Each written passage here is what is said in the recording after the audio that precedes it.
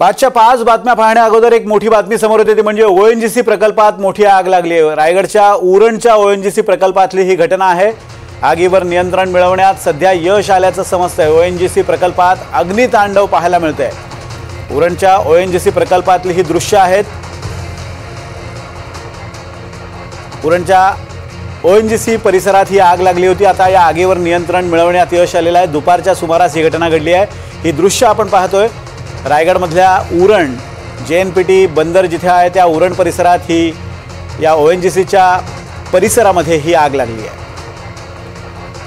आगीवर नियंत्रण मिळवण्याचे प्रयत्न सध्या सुरू आहे। उरणच्या ओएनजीसी प्रकल्पातली घटना असून दुपारच्या सुमारास ही घटना घडल्याचं समजतंय। आगीचं कारण अद्यापही स्पष्ट होऊ शकलं नाही, मात्र आगीचं रौद्र रूप पाहता मोठ्या प्रमाणावर या आगीवर नियंत्रण मिळवण्याचे प्रयत्न सध्या सुरू झालेले आहेत।